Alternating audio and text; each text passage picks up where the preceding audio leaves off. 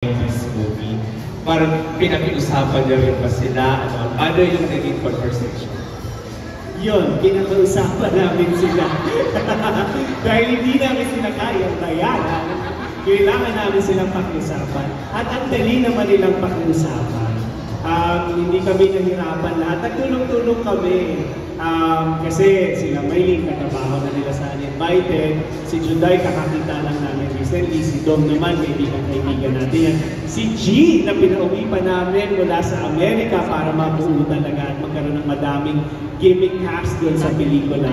So, pakiusapan para magkaroon ng masayang reunion doon sa Marjo. And so, parang naging ganun nga yung dating namin mga 90s gimmick. Suportahan kung sino may project, takbo lahat sa kanya para suportahan. So, naramdaman din namin yung suportahan pagmamahal nila sa amin dito sa film.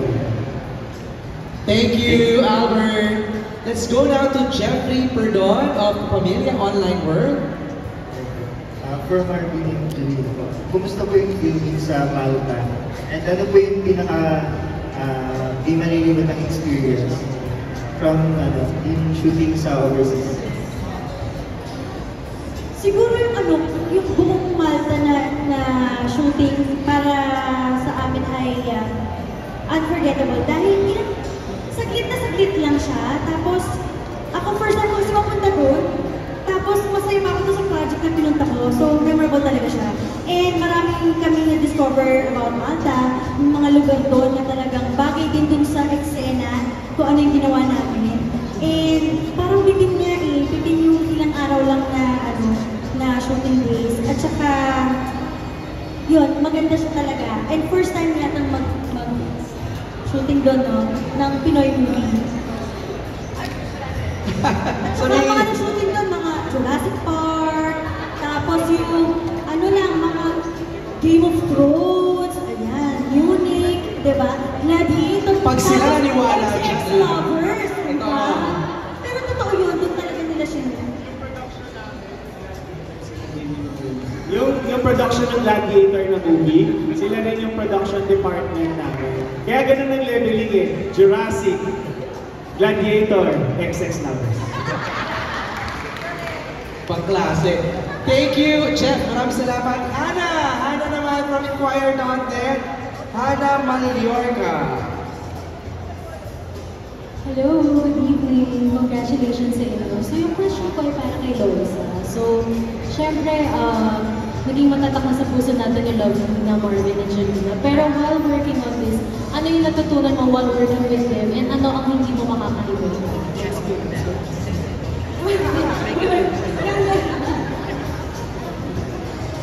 Ako mas na-appreciate ko pa talaga yung pagiging blessed. Ang blessed ko po pala talaga. Kasi ilang taon pa lang ako sa showbiz kasi parang feeling ko hirap na ako, pagod na ako, grabe na yung pinagdadaanan ko. Pero kung titignan ko po sila, yung pinagdaanan nila dati, yung hirap po dati ng trabaho. Kasi ngayon, may cut-off na po ay ang mga artista. Pero dati yung passion po talaga nila sa craft nila, talagang iba po talaga. Tsaka napansin ko rin po yan na close po talaga sila na mag-generation po dati nila Sir Dom, sila Miss Juday, sila Miss Maylene, nababalitaan ko po na talaga na solid po yung tropahan nila na nakaka-inspire na sana meron din akong gano'n in the future na ganyan solid na tropa.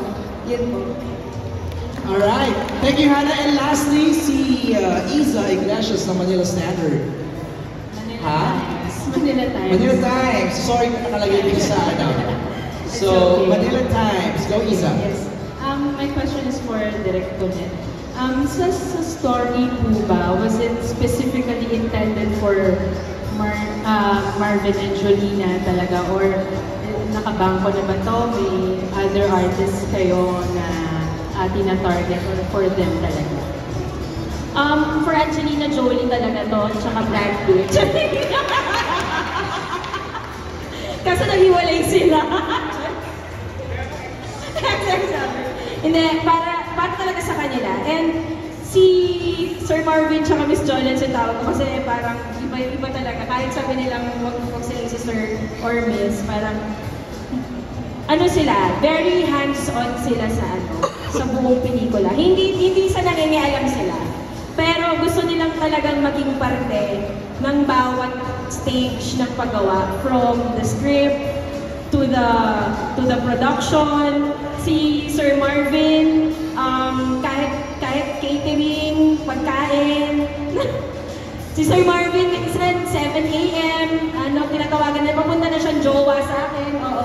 Minsan, actually, every day. So, ganun sila ka-hands-on. Nung ginagawa pa lang namin yung script ng pelikula, hindi namin in-expect na, alam na namin na si Marvin at Jolina, pero naging sobrang fortunate kami na nung ginawa na namin yung pelikula, grabe yung pagmamahal na binigay nila. Kaya every step of the way, pag sinasabi nila, gusto namin mapanood yung edit, gusto namin makasama yung mga ibang nanonood, binibigay namin sa kanila kasi deserve ni Marvin at Jolina. At nung lahat ng mga magagandang nangyayari sa pelikula, yung biglang lumapag sa amin yung February 12, na akala namin March na kami at April, parang niisip namin, siguro marami talagang plinant na goodness, na good energy si Marvin at Jolina dati. Tas ngayon, inaani nila yon na parang wala nagko-conspire yung universe para maraming magandang tamang mangyari sa pelikula. Ganda. Thank you, Direk. Thank you, Iza. Maraming salamat. Thank you to all our friends from the press. Thank you for adjusting dahil press tayo per time. Maraming salamat. You just came from Cebu. Tama ako? Pakita nga natin yung ilan sa mga moments in Cebu. Team XX Lovers just came from Sinulog. Tama ba, Jolina? Nagsinulog kayo? Kamusta? How was that experience? Kwento ka habang we're flashing some of the videos over here. Ang tagal ko lang hindi nagaganon, pero sorry. Kala ko ito na kami. Ayan o. Balikan yan ha. Balikan kami.